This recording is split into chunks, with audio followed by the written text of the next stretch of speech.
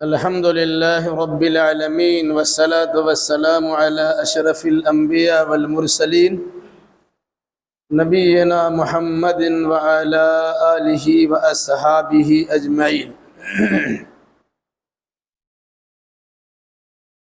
أعوذ بالله من الشيطان الرجيم. بسم الله الرحمن الرحيم. ويل للمطففين الذين إذا اكتالوا على الناس يستوفون وإذا كالوهم أو وزنوهم يخسرون ألا يظن أولئك أنهم مبعوثون ليوم عظيم يوم يقوم الناس لرب العالمين. اس سورہ کا نام ہے سورہ المطففین. مطفف کا معنی ہوتا ہے کم کرنے والا، تطفیف سے بنا ہے، معنی چھوٹا کر دینا یا کم کر دینا. اس کی پہلی آیت میں ناپ تول میں کمی کرنے والے انسانوں کی تباہی و بربادی کا تذکرہ ہے. اسی مناسبت سے اس کا نام سورہ المطففین رکھا گیا. یہ سورہ مکی ہے اور مضمون سے اندازہ ہوتا ہے کہ بالکل ابتدائی دور میں اس سورہ کا نزول ہوا تھا. اس سورہ کا خاص اور مرکزی مضمون دو عظیم حقیقتوں کا تذکرہ کرنا ہے کہ اچھے انسان اعلیٰ علیین میں رکھے جائیں گے یا رکھے جاتے ہیں، اور برے انسان کو سجین نامی قید خانہ میں ڈالا جاتا ہے. اور پھر اس کے بعد اچھے انسان کے لیے جنت ہے جہاں پر بہار نعمتیں ہیں، اور برے انسان کے لیے جہنم ہے جہاں تکلیف ہی تکلیف ہے. ویل للمطففین، ویل کے معنی ہوتا ہے ہلاکت، اور دوسرا ویل جہنم کے گڈھے کا نام بھی. للمطففین کمی کرنے والوں کے لیے ویل ہے. کمی کرنے والوں کے لیے جہنم کا گڈھا ہے جس کا نام ویل ہے، یا کمی کرنے والوں کے لیے ہلاکت و بربادی ہے.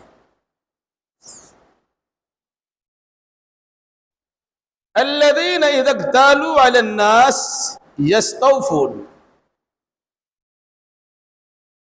ان کمی کرنے والوں کے لیے ویل ہے یا ہلاکت ہے بطور خاص، جو جب لوگوں کو ناپ کر دیتے ہیں، جب لوگوں سے ناپ کر لیتے ہیں، یستوفون تو پورا پورا لیتے ہیں. وَإِذَا كَالُوهُمْ، اور جب ان کو ناپ کر دیتے ہیں، او وزنوہم، یا ان کو وزن کر کے دیتے ہیں، یخسرون، تو اس میں گھٹا دیتے ہیں، نقصان کر دیتے ہیں، خسارہ کر دیتے ہیں.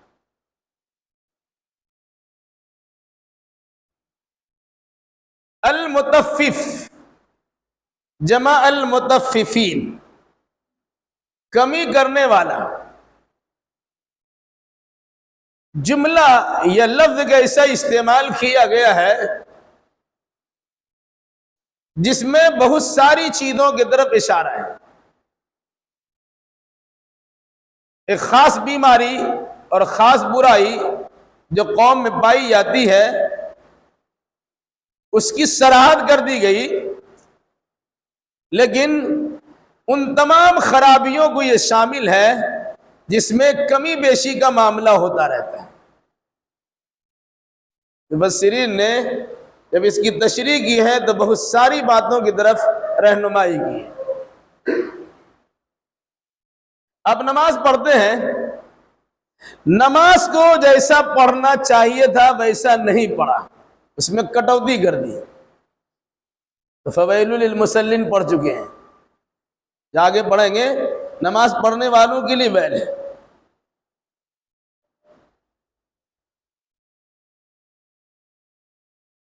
اس طریقے سے انسان بڑا محتاط بنایا گیا ہے. اسے احتیاط کے ساتھ زندگی گزارنی چاہیے. اگر احتیاط نہیں کرتا ہے بلکہ لاوبالی پن کا شکار ہو کر جیسے تیسے زندگی گزار دیتا ہے تو وہ انسان بھی اس ویل میں شامل ہے کہ جس طرح اللہ نے کہا تھا ویسے آپ نے زندگی نہیں گزاری ہے، آپ نے اس میں کمی کر دی. رہا معاملہ کسی انسان کو کوئی ذمہ دار بنایا گیا، امام ہو، مؤذن ہو، صدر ہو، سیکریٹری ہو، جمعیت و جماعت کا سربراہ ہو، آپ کی ڈیوٹی اتنی ہے، آپ نے اگر اس میں کمی کی ہے وہ بھی اس تطفیف میں اور متففین میں شامل ہے. آپ پر وشواس لوگوں نے کیا، اب اتنا کریں گے، لیکن نہیں کرتے ہیں، گویا آپ نے کما دیا، کٹوتی کر دی، آپ بھی اس میں شامل ہیں. اس طرح آپ اس کی تفسیر کرتے چلے آئیے اور بڑھاتے چلے آئیے. رہا معاملہ بطور خاص الذین اذا اکتالوا علی الناس یستوفون، جب وہ لوگوں سے وزن کر کے لیتے ہیں یا ناپ کر لیتے ہیں تو پورا پورا لیتے ہیں. یعنی پیمانہ آدمی کا الگ الگ ہے، لینے کا الگ اور دینے کا الگ.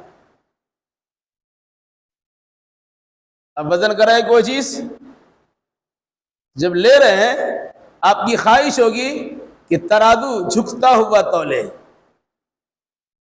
تھوڑا اس میں اضافہ ہی کر دے. دودھ آپ کے پاس ڈالنا ہے، پیکٹ والا نہیں ہے، آپ کو الگ سے دیا جا رہا ہے، سوچتے تھوڑا سا اور بڑھا دیں. تو آدمی بڑھا کے لینا چاہتا ہے لیکن جب دینے کی باری آتی ہے تو گھٹا دیتا ہے. فرمایا وَإِذَا كَالُوهُمْ، جب ان کو کیل کر کے یعنی ناپ کر کے دیتے ہیں، او وزنہم یا وزن کر کے دیتے ہیں، یخسرون، تو اس میں کٹوتی کر دیتے ہیں، نقصان کر دیتے ہیں. سامان عام طور سے ناپ کے لیے آتا ہے یا وزن کر کے لیے آتا ہے؟ بہت ساری چیزیں وزن کی ہوتی ہے اور بہت ساری چیزیں ناپ کے لی جاتی ہیں. تو ناپنے کا حساب ہو یا وزن کرنے کا حساب ہو. ایک پیمانہ لیا، پہلے سا ہوتا تھا، وزن کر کے دینے. آپ سنتے ہوں گے رمضان میں ایک سا گیہوں، تو پیالہ ہوتا تھا لکڑی کا، اسی سے آدمی وزن کر کے نہیں بلکہ اسے ناپ کر کے دے دیتا. اسی طرح اس کو گلاس ہوتا ہے، دودھ وغیرہ ناپ کے دیا ہے. تو وزن کرنے والا بھی ہوتا ہے، ناپ کے دینے والا بھی ہوتا ہے. دونوں شکل میں جب انسان لیتا ہے اس کی دلی خواہش ہوتی ہے کہ پورا پورا لیا جائے، لیکن جب دینے کی باری آتی ہے تو دل میں کہیں نہ کہیں یہ بات رہتی ہے کہ جتنا بھی ڈنڈی مار لے ہمارے حق میں بہتر ہے. تھوڑا ہی ڈنڈ نہیں مارتا آدمی. تطفیف کا مطلب ہوتا ہے تھوڑا یا کم کر دینا. ڈنڈی مارنے کا مطلب نہیں 1 کلو آپ کو آدھا ہی کلو ملے گا، 100-200 گرام کمی بیشی ہوتی ہے، یا اس طرح سے کچھ کر لیا تو تھوڑا ہی کم ہوتا ہے. فرمایا جب وہ ان کو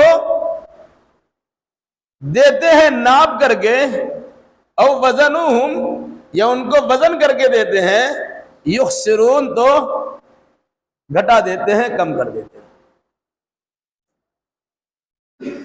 کبھی کبھی کوئی چیز بظاہر آپ کو زیادہ ملتی ہے لیکن وہ کم ہوتی ہے. دودھ میں پانی ملا دیا، دودھ آپ کو دے رہا ہے، وہ ناپ کے ڈبہ سے دیا ہی ہے، الگ سے بڑھا دیتا، خوش ہو جاتا ہے کہ بڑھا کے دیا ہے. اس سے پہلے تو دودھ ویسے ہی گھٹا دیا، اس نے پانی بڑھا دیا ہے. آپ اگر کسی سے کوئی سامان خریدتے ہیں، جس سامان کا سودا آپ نے کیا ہے اور جس کوالٹی کا آپ نے مطالبہ کیا ہے، اگر وہ دیا تو الحمدللہ، اگر اس میں کبھی نیچے پیچھے گیا ہے، آگے پیچھے گیا ہے، وہ بھی اس میں شامل ہے کہ اس نے کٹوتی کر دی ہے. آپ کا ہم کو بالکل کاٹن کپڑا چاہیے لیکن مکس آپ کو دے دیا. تو کاٹن کی کمی ہوئی، مکس کی دوسرے کے طرح سے اس میں اضافہ کیا گیا، کمی ہوگی۔ آدمی ناپ کر کپڑا کاٹتا ہے، ناپ کر چمڑا کاٹتا ہے، ٹھیک ہے؟ اب دیکھے ہوں گے جو آدمی کپڑا یا چمڑا ناپتا ہے تو ٹان کے ناپتا ہے، میں لگایا اور ٹان دیا، کچھ دیر کے بعد سکڑتا ہے تو 2-4 انگلی تو چھوٹا ہو ہی جاتا ہے۔ تو یہ بھی ہے کمی کرنا، ناپ میں کمی کر دینا۔ آپ نے کسی سے اصلی شہد خریدا لیکن اصلی شہد کی بالمقابل آپ کو ملا کے دیا ہے، آپ سے دام لیا اصلی شہد کا لیکن اس میں ملاوٹ ہے، وہ اس نے کم کر دیا اصلیت میں۔ اس طرح ہر ایک چیز کی اب تفصیل کرتے چلے آئیے۔ جگہ خریدا آپ نے، مالک مکان سے گھر آپ نے لیا، اسکوائر فٹ کتنا ہوتا ہے اب گزرا آگے پیچھے کر دیا، تھوڑا موڑا گھٹا وہ بھی اس میں شامل ہے۔ جتنا پیسہ آپ لیتے ہیں اتنا کا سامان دیجئے۔ فرمایا الذین اذا اکتالوا علی الناس یستوفون، جب وہ لوگوں پر ناپتے ہیں یا لوگوں کے لیے ناپتے ہیں، لوگوں سے ناپ کر لیتے ہیں، یستوفون تو پورا پورا لیتے ہیں۔ وَإِذَا كَالُوهُمْ أَوْ وَزَنُوهُمْ يُخْسِرُونَ، اور جب لوگوں کو ناپ کر دیتے ہیں یا وزن کر کے دیتے ہیں تو اس میں کمی کر دیتے ہیں۔ آپ سے کہا کہ چمڑا کا فلاں سامان ہم کو چاہیے، کوالٹی آپ کو دکھلایا ہے، یہ سامان ہم کو چاہیے، آپ نے اسے خوش کر دیا دیں گے، لیکن اس کے بعد اس سے کم تر درجے کا مال لیا اور سامان گڈس تیار کر کے دے دیا، یہ بھی اس میں شامل ہے۔ تو قرآن معمولی سی بات بیان کرتا ہے لیکن اس کے اندر بہت ساری حقیقتیں پنہا اور پوشیدہ ہوتی ہیں۔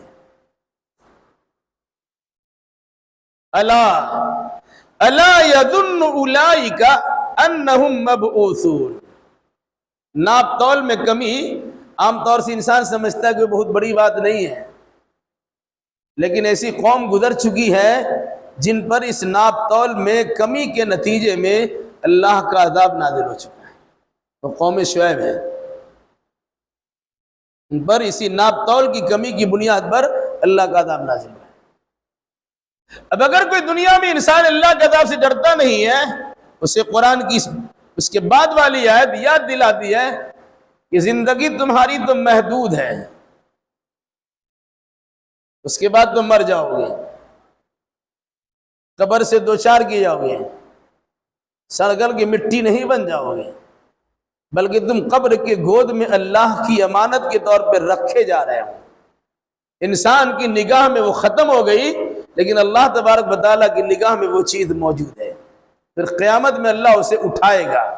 فرمایا الا یظن، کیا اسے یقین نہیں ہے، اولئک انہم مبعوثون، کہ یہ لوگ اٹھائے جائیں گے۔ یعنی اگر کوئی انسان ناپ تول میں کمی کرتا ہے تو نعوذ باللہ، 1000 بار نعوذ باللہ، وہ عملی طور سے آخرت کا انکار کرتا ہے، دوبارہ اٹھائے جانے کی تکذیب کرتا ہے۔ اگر اسے یقین ہو کہ اٹھائے جائیں گے اور وہاں حساب دینا ہے، جب حساب دینے کا خیال رہے گا تو انسان غلطی نہیں کرے گا۔ ایک انسان خود غلطی کرتا ہے، اس کا معاملہ اللہ سے ہوتا ہے۔ ایک انسان بندوں سے لین دین کرتا ہے، اس کا معاملہ بندوں کا ہوتا ہے۔ اگر آپ نے بندوں کو کمی بیشی کی ہے تو بندے پکڑیں گے، اسے اللہ بھی معاف نہیں کرے گا، تو بندوں کے حوالے کر دیا جائے گا، اس کے اختیار میں رکھا جائے گا۔ فرمایا الا یظن اولئک انہم مبعوثون، کیا اسے یقین نہیں کہ یہ لوگ اٹھائے جائیں گے؟ ان کو یقین نہیں ہے کب اٹھائے جائیں گے؟ لیوم عظیم، بڑے دن کے لیے۔ بڑا دن اگر بولا جائے تو اسکول اور کالج میں پڑھنے والے بچوں کے ذہن میں ہے کہ بڑا دن یعنی 25 دسمبر کو اٹھایا جائے گا، یہ سمجھے گا بڑا دن ہے کہ اسے ہم نے بڑا مانا ہے؟ نہیں، قیامت کے دن کو بڑا دن کہا گیا کئی اعتبار سے۔ ایک تو یہ ہے کہ دنیاوی دن کے مقابلے میں 1000 سال کے برابر کا ایک دن ہوگا، بڑا ہو ہی گیا۔ دوسرا، بڑی ہیبت ناک دن ہوگا، بڑا پریشان کن دن ہوگا، بڑے مسائل والا دن ہوگا، اس مناسبت سے اسے بڑا دن کہا گیا۔ لیوم عظیم، بڑے دن کے لیے۔ کیا انہیں یقین نہیں ہے کہ یہ لوگ اٹھائے جائیں گے بڑے دن کے لیے؟ یعنی قیامت کے دن میں یا قیامت کے دن کے لیے انہیں اٹھایا جائے گا، ان کو یقین نہیں ہے؟ اٹھایا جائے گا تو کیا ہوگا؟ اور مزید وضاحت کی، یوم یقوم الناس لرب العالمین، جس دن انسان اٹھے گا رب العالمین کے لیے۔ رب العالمین اللہ تبارک و تعالی، جو ساری کائنات کا خالق ہے اور ساری کائنات کا رب بھی ہے، اس کی نگہبانی کرتا ہے، نگہداشت کرتا ہے، نگرانی کرتا ہے۔ کہا اس رب العالمین کی بارگاہ میں لوگوں کو پہنچایا جائے گا، اسی لیے ان کو اٹھایا جائے گا حشر کے دن کہ اللہ کی بارگاہ میں چلو۔ جو انسان اللہ کی بارگاہ میں کھڑا ہونے سے ڈر گیا، سورہ رحمان میں اللہ نے فرمایا اس کے لیے 2 جنتیں ہیں، وَلِمَنْ خَافَ مَقَامَ رَبِّهِ جنتان۔ مراد کیا ہے؟ اس دنیاوی زندگی میں انسان کو احساس دلائے جا رہا ہے کہ تم یوں ہی مر کے مٹی میں مل کے ختم نہیں ہو جاؤ گے، بلکہ تمہیں قیامت کے دن اٹھایا جائے گا اور اللہ کی بارگاہ میں تمہیں پیش کیا جائے گا، جس دن انسان کھڑا ہوگا رب العالمین کے سامنے۔ اب رب العالمین کے سامنے کھڑا ہونے کی کس کو طاقت ہے؟ ظاہر سی بات ہے اللہ جسے اچھے اعمال کرنے کی توفیق دی ہے، وہ عمل صالح کے ذریعے سے اپنے ایمان کو آراستہ و پیراستہ کر چکا ہے، وہ اللہ کے سامنے کھڑا ہوگا محنت و مزدوری چاہنے کے لیے۔ لیکن اگر کسی انسان نے ایمان و عمل صالح نہیں کیا ہے تو وہ اللہ کے سامنے کھڑا ہونے کی جرات بھی نہیں رکھتا ہے۔ یا فرمایا یوم یقوم الناس لرب العالمین، جس دن انسان کھڑا ہوگا رب العالمین کے لیے، یعنی رب العالمین کی بارگاہ میں حساب دینے کے لیے کھڑا ہوگا۔ زندگی بھر کا کیا کرایا یہاں حساب پیش کرو، تب آگے بڑھ سکتا ہے۔ دنیا میں کوئی ایسا انسان پیدا نہیں ہوا جو اللہ کے سامنے حساب کے لیے پیش نہیں کیا جائے گا، چاہے انبیاء ہو، چاہے مرسلین ہو، چاہے نیکوکار ہو، چاہے بدکار ہو، سارے کے سارے لوگ اللہ کی بارگاہ میں حساب کے لیے پیش کیے جائیں گے۔ ہاں، من نوقش ہلک، حدیث ہے کہ جس آدمی سے جرح کیا گیا، پوچھ تاچھ کی گئی، وہ تو پھنس گیا۔ بس آدمی جا رہا ہے، اللہ کو معلوم ہے چلے جاؤ، لیکن اللہ کو تو معلوم ہے کہ کون انسان مجرم ہے، پکڑ لیا۔ سنو ذرا بتاؤ تو، جو پکڑا گیا من نوقشہ، جس سے مناقشہ ہوا، سوال و جواب ہوا، وہ تو ہلاک ہو گیا۔ مطلب یہ ہے کہ اللہ تبارک و تعالیٰ کی رحمت انسان پر سایہ فگن ہوگی، ویسے ہی چھوڑ دیا جائے گا۔ لیکن جو انسان اللہ کی رحمت کا مستحق نہیں ہوگا، پھر اللہ تبارک و تعالیٰ اسے پکڑے گا، اس سے مناقشہ کرے گا، اور پھر اس کے عمل کے مطابق اس کے ساتھ اس کو بدلہ دیا جائے گا۔ کلا ان کتاب الفجار لفی سجین، کلا ہرگز نہیں۔ تمہارا جو نظریہ عقیدہ ہے کہ مر کے مٹی مل جائیں گے، ختم ہو جائیں گے، یہ نظریہ تمہارا صحیح نہیں، ہرگز نہیں، ایسا نہیں ہوگا۔ کیا ہوگا پھر؟ ہوگا یہی کہ دنیا میں تم آئے نہیں تھے تو دنیا میں لائے گئے، دنیا میں آنے کے بعد تمہیں محتاط زندگی گزارنے کا حکم دیا گیا، تم نے احتیاط کے ساتھ زندگی نہیں گزاری، منمانی طریقہ تم نے اپنایا، موت سے دوچار ہوئے، قبر میں ڈالے گئے، پھر اب میدان محشر میں تمہاری پیشی ہو رہی ہے۔ تو سنو، تمہارا زندگی بھر کا عملی ریکارڈ بھی تمہارے ساتھ آ رہا ہے۔ فرمایا کلا، ہرگز نہیں. ان کتاب الفجار لفی سجین، یقیناً فاسق و فاجر انسان کا نام اعمال سجین نامی کوٹھری میں رکھا جائے گا. اب دیکھیے گا کوٹ کچہری جس کا کبھی سابقہ پڑا ہے، اللہ نہ کرے سابقہ پڑے، تب تک دیکھیے گا کسی انسان کو بیل مل جاتا ہے اس کا بھی ریکارڈ تیار رہتا ہے. کوئی انسان مجرم ہو کے جیل میں چلا جاتا ہے اس کا بھی باضابطہ تیار رہتا ہے، اور برسہ برس تک اس کو رکھا جاتا، الگ الماری میں الگ روم میں رکھا جاتا، خدا نہ خواستہ کبھی کوئی حالات پیش آ جائے اسے نکالا جا سکے. جبکہ یہاں کا معاملہ ایسا ہے کہ کبھی کبھی بچنے بچانے کے لیے اس میں آگ لگا دی جاتی ہے، سارا ڈاکومنٹ برباد کر دیا جاتا ہے. مگر یہ اللہ کیا نہیں ہوگا. فرمایا ہرگز نہیں، ان کتاب الفجار لفی سجین، فاسق و فاجر انسان کا نام اعمال، زندگی بھر کا عملی ریکارڈ جو اس کے سارے دستاویز ہیں، وہ سجین نامی قید خانے میں اور ایک بند کوٹری میں ڈال دیا جائے گا، وہی موجود ہے. آگے فرمایا اس کو وما ادراک ما سجین، آپ کو کیا پتا کہ سجین کیا ہے؟ سجین سجن سے بنا ہے.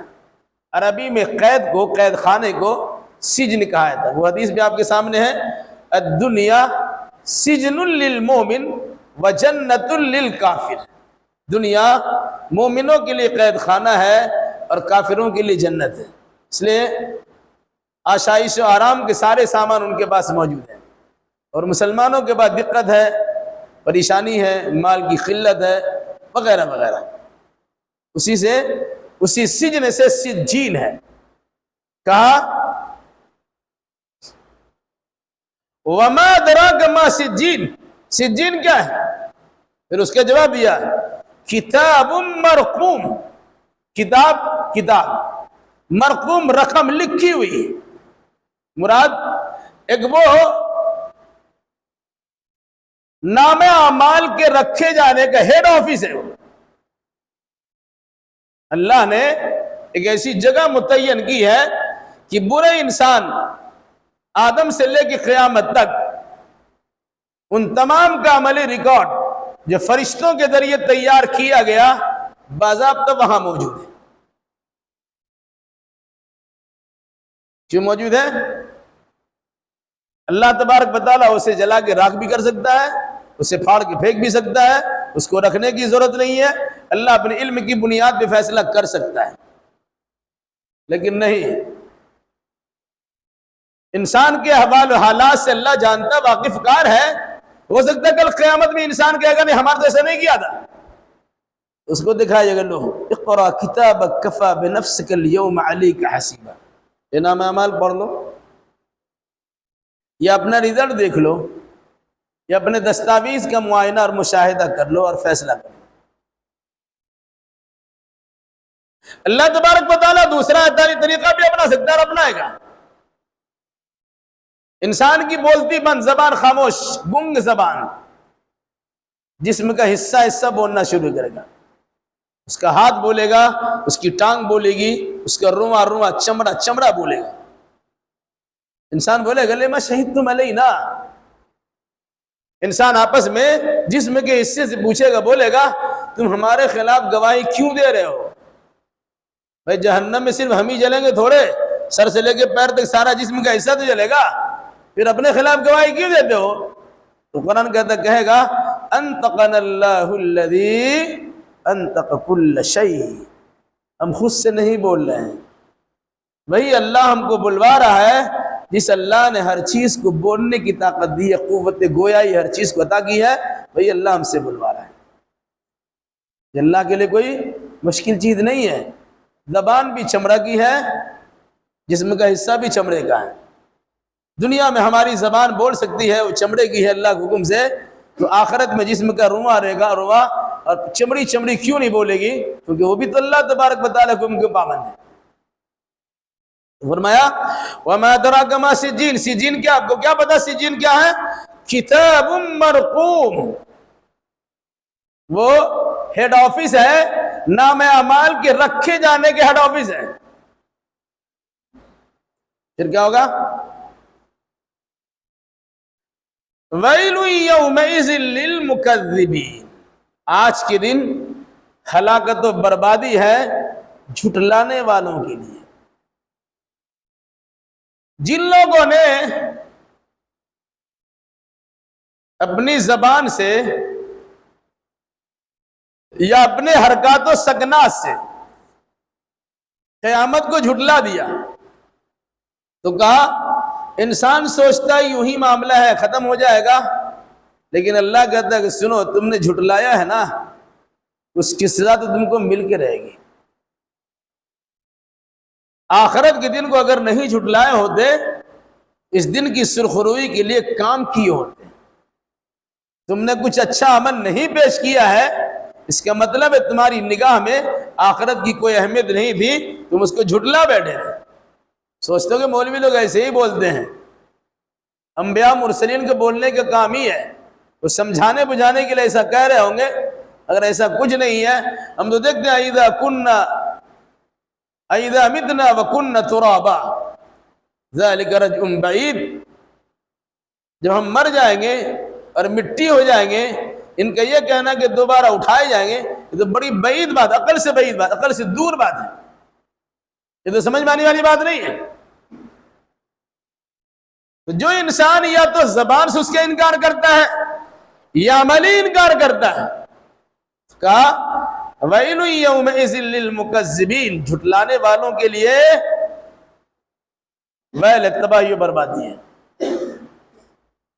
اس حدیث کو سامنے رکھیے، مسئلہ حل ہو جائے گا.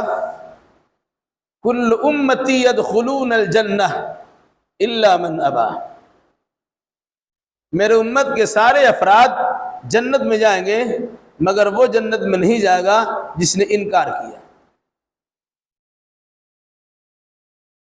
اللہ کے نبی صلی اللہ علیہ وسلم نے پوچھا وہ کیسے کوئی انکار کرے گا؟ فرمایا من اطاعنی دخل الجنہ ومن عصانی فقد ابا، جس نے میری فرما برداری کی وہ تو جنت میں داخل ہو گیا، جس نے میری نافرمانی کی اسی نے انکار کیا. یہ قولی انکار نہیں ہے، یہ عملی انکار ہے. آپ کو نماز کے لیے بلایا جا رہا ہے، آپ سنتے ہی نہیں ہے، آپ نماز کا انکار کرتے ہیں. اب وہ کسی اچھے عمل کے لیے بلایا جا رہا ہے، آپ نسیم منسیہ کے بیٹھے اس میں توجہ ہی نہیں دیتے، وہ اس کا آپ انکار کر رہے ہیں. فرمایا ہلاکت ہے، تباہی ہے، ویل ہے اس دن ان لوگوں کے لیے جھٹلانے والے ہیں. الذین یکذبون بیوم الدین، بطور خاص ان لوگوں کے لیے جو بدلے کے دن کو جھٹلاتے ہیں. قیامت کے دن کو یوم الدین، بدلے کا دن کہا گیا. یہ بدلے کا دن کیوں کہا گیا اسے یاد رکھنے کی ضرورت ہے. اچھے انسان کو اچھا بدلہ دیا جائے گا اور برے انسان کو برا بدلہ دیا جائے گا. جب انسان کے اندر یہ احساس ہوتا ہے تبھی وہ ذمہ دار بنتا ہے. ہم اتنی محنت و مجاہدہ کیوں کریں گے؟ 5 وقت کی نماز کی پابندی کیوں کریں گے؟ اپنے مال کو زکوٰۃ کے نام پہ خرچ کیوں کریں گے؟ 15-16 گھنٹہ مستقل 1 مہینہ اپنے جسم کو بغیر کھائے پیے کیوں رکھیں گے؟ لاکھوں روپیہ خرچ کر کے اور دقتوں اور کلفتوں کو برداشت کر کے ہم حج کرنے کیوں جائیں گے؟ یہ احساس ہے یہ سب جو ہماری ذمہ داریاں کریں گے تو اللہ تبارک و تعالیٰ اس کا بہتر بدلہ دے گا. اور انسان کو اگر یہ احساس ہو جائے کہ ہم کسی پر ظلم کریں گے، بربریت کریں گے، زیادتی کریں گے، چھنتائی کریں گے، الٹی سیدھی حرکتیں کریں گے، اللہ تبارک و تعالیٰ کے فرشتے اسے ضبط تحریر میں لا رہے ہیں، لکھ رہے ہیں، جمع کر رہے ہیں، اور اسی آدھار پر اسی روشنی میں ہمارے سلسلے میں فیصلہ کیا جائے گا. تو انسان یہ سوچ کر اپنا بڑھتا ہوا قدم کو بھی روک لے گا کہ نہ ہمیں برائی کی طرف جانا نہیں ہے، ہمیں اچھے اعمال بجا لانے ہیں. قرآن نے کیا کہا؟ الذین یکذبون بیوم الدین، جو لوگ بدلے کے دن کو جھٹلاتے ہیں انہی لوگوں کے لیے ویل نامی جہنم کا گڈھا ہے اور تباہی و بربادی کا سامان. اچھا پھر فرمایا قیامت کے دن کا انکار کون کرتا ہے؟ بدلے کے دن کو کون جھٹلاتا ہے؟ اور بھی تھوڑا آسان قرآن نے کر دیا ہے۔ ایک مسلمان ہے، کبھی نہیں بولے گا کہ ہم انکار کرتے آخرت کو نہیں مانتے ہیں۔ 3 بنیادی احکام ہیں جو قرآن کی خاص مضامین ہیں: اللہ کی توحید، رسول کی رسالت اور ایمان بالآخرت۔ یہ 3 بنیادی مسئلہ ہے، 3 بنیادی چیز ہیں۔ ان میں سے کسی کا زبانی انکار کر دیا تو پہلے ہی ختم ہو گیا۔ لیکن زبان سے اقرار کرتا ہے انسان اور عملی اعتبار سے اس کے پیچھے ہے، اس کو کرنے کے لیے تیار نہیں ہے، اس کا بھی تذکرہ اس آیت میں کیا گیا۔ فرمایا وَمَا يُكَذِّبُ بِهِ، نہیں جھٹلاتا ہے کوئی اس بدلے کے دن کو، الا مگر کل معتد اثیم، ہر حد سے تجاوز کرنے والا گنہگار۔ کوئی انسان بارڈر کراس کرتا ہے، حد سے تجاوز کرتا ہے، اس کا مطلب کیا ہے؟ بیان تو یوں ہی ہے ویسے ہی ہے، حقیقت میں اس بارڈر کی اہمیت کو سمجھا ہی نہیں ہے، وہ زیادتی کر رہا ہے۔ جو اس کے لیے حد بندی کی گئی تھی اس نے حد کو پار کر لیا۔ تو کہا جو انسان حد سے تجاوز کرتا ہے وہی آخرت کے دن کو جھٹلاتا ہے، اور اسیم جو انسان گناہ کرتا ہے وہی آخرت کو جھٹلاتا ہے۔ ایک آدمی قولی انکار کرتا ہے، زبان سے انکار کرتا ہے، ایک انسان عملی انکار کرتا ہے۔ پھر کیا فرمایا اللہ نے؟ وَمَا يُكَذِّبُ بِهِ إِلَّا كُلُّ مُعْتَدٍ أَثِيمٍ، نہیں جھٹلاتا ہے اسے یعنی یوم الدین بدلے کے دن کو، الا مگر کل معتدن، ہر وہ انسان جو حد سے تجاوز کرنے والا ہوتا ہے وہ، اثیم اور جو گنہگار ہوتا ہے وہ، یعنی حد سے تجاوز کرنے والا اور گنہگار انسان ہی آخرت کو جھٹلاتا ہے۔ وہ عملی طور سے جھٹلا دیا، اگر نہیں جھٹلاتا تو کرتا ہی نہیں گناہ۔ گناہ کرنے کا مطلب یہ ہے وہ آخرت میں کچھ ہونے والا نہیں ہے۔ اذا تتلى علیہ آیاتنا قال اساطیر الاولین، جب ان کے سامنے ہماری آیتیں پڑھ کے سنائی جاتی ہیں تو کیا کہتے ہیں؟ یہ تو پہلے کی کہانی ہے۔ اس قسم کی باتیں تو بہت سنتے ہیں، یہ تو مولویوں کا کام ہے بکتے رہنا، ایک اس سے کہانی سنا کر کے اس قسم کی باتیں کر رہی ہیں، تو ان کا کام ہی ہے۔ کیا کہا؟ اذا تتلى علیہ آیاتنا، جب بھی ان کے سامنے ہماری آیتیں پڑھی جاتی، تلاوت کی جاتی، قال اساطیر الاولین، تو یہ کہہ کے انکار کر دیتے ہیں یہ پہلوں کی قصے کہانی ہے، ہمارے بارے میں تھوڑے ہے، وہ تو کہانی سنائی گئی۔ حالانکہ کہانی جب سنائی جاتی ہے تو اس میں عبرت و نصیحت کا سامان ہوتا ہے، اسی لیے قرآن مجید نے گزشتہ قوموں کی کہانیاں، اس کی سرگزشت، اس کے واقعات ہمیں سنائے ہیں۔ کیوں سنائے ہیں؟ کہ جیسی صورتحال ان قوموں کے ساتھ پیش آ چکی ہے، اگر تم ایسے کرو گے تمہارے ساتھ بھی ایسے حالات پیش آ جائیں گے۔ کلا، ہرگز نہیں، بل ران علی قلوبہم ما کانوا یکسبون، بلکہ ان کے کرتوت کے نتیجے میں ان کے دلوں پر زنگ لگ گیا ہے۔ جو قصہ کہانی سنائے جا رہے ہیں، گزشتہ قوموں کے واقعات بتلائے جا رہے ہیں، اس کا مقصد ہی کس کا دل نرم ہو جائے اور بات ماننے کے لیے تیار ہو جائے۔ الٹا یہ کہ یہ کہنا شروع کر دے کس سے کہانی، اس سے ہمیں کیا لینا دینا ہے؟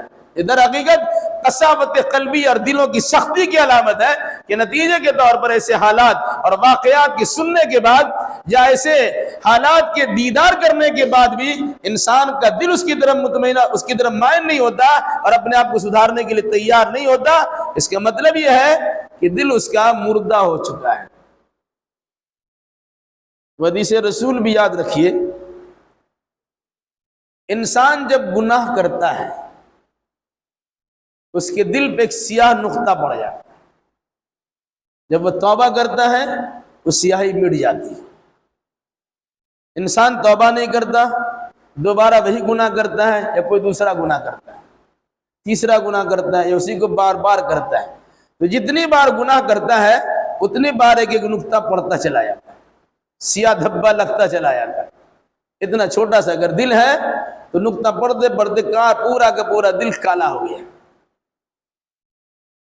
قرآن نے کہا، اللہ کے نبی صلی اللہ علیہ وسلم نے اس حدیث کی بیان کرنے کے بعد اسی آیت کے بڑا کلا بل ران علی قلوبہم ما کانوا یکسبون. انسان گناہ کرتا کرتا اپنے دل کو سیاہ بنا لیتا ہے تو اس کا دل اس لائق نہیں رہتا کہ کسی کی اچھی بری بات کو وہ سمجھ سکے اور اپنی عبرت و نصیحت کا سامان کا سودا کر سکے. ویسا نہیں کرتا. اس کا مطلب یہ ہے کہ اس کے دل کو زنگ لگ گیا. زنگ لگنے کا مطلب جانتے کیا ہوتا ہے؟ لوہا ہو جس میں زنگ لگ جائے تو بھس بھسا مٹی بن جاتا ہے.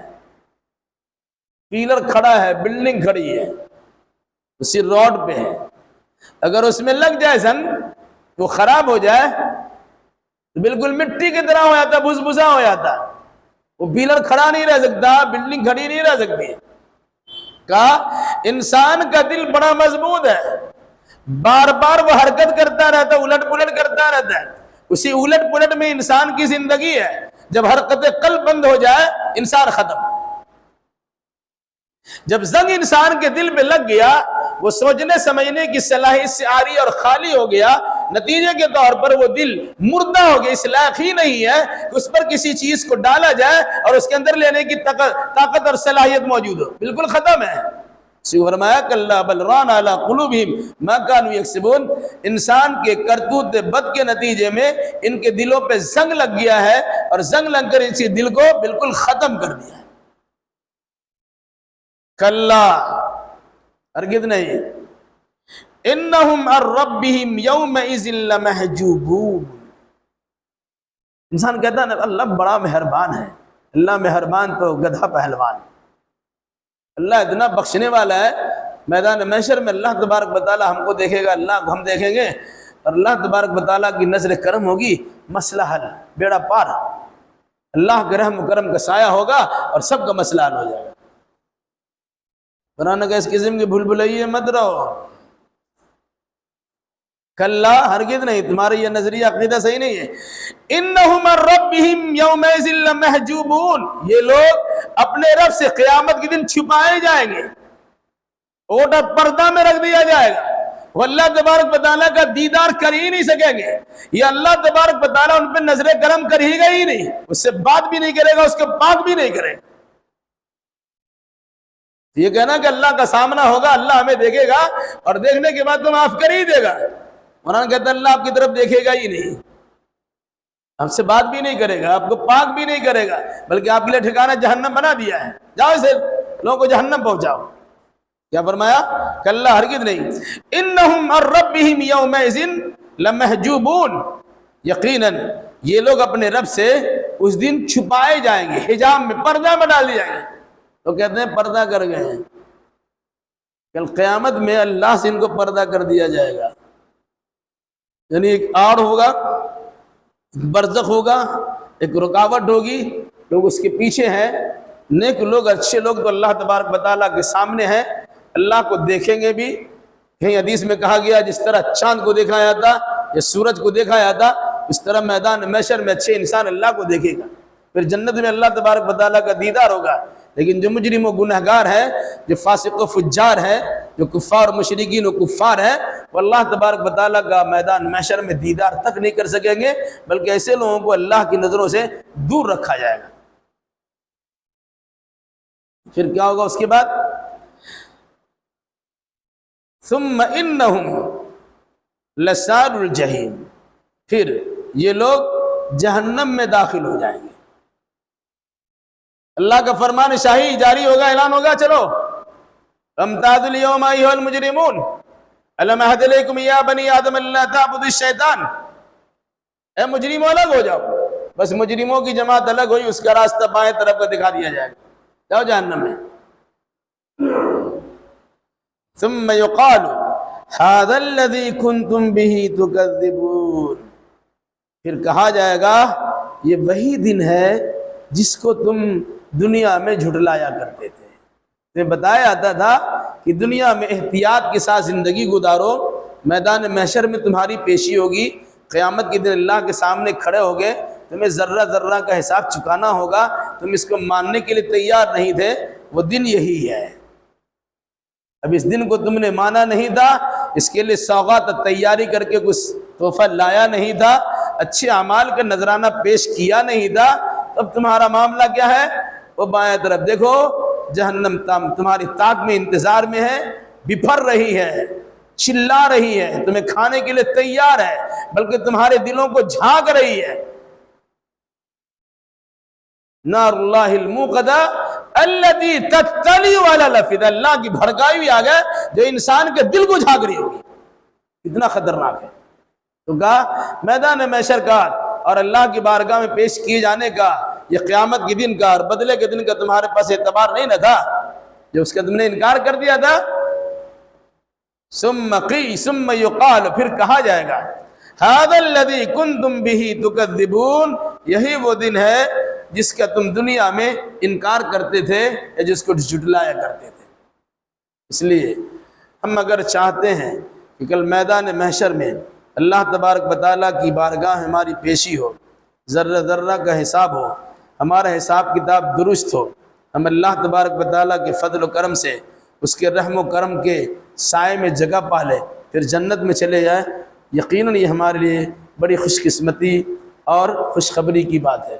اور اگر ہم نے ایسا نہیں کیا اور پھر مر گئے، توبہ کی توفیق نصیب نہیں ہوئی، قبر سے دوچار ہوئے، میدان محشر میں اللہ کی بارگاہ میں پیشی ہوئی، پرسش کی گئی، سوال و جواب کیا گیا، سوالوں کا صحیح جواب نہ دے سکے، پھر جہنم میں ڈال دیا گے، اس سے بڑی بدبختی کیا ہو سکتی ہے۔ اللہ ہمیں صحیح عقیدہ اعمال بجا لا کر جنت الفردوس کا مستحق بنائے اور جہنم اور اس کی ساری سزاؤں سے ہمیں محفوظ رکھے۔ آخر دعوانا ان الحمد للہ رب العالمین۔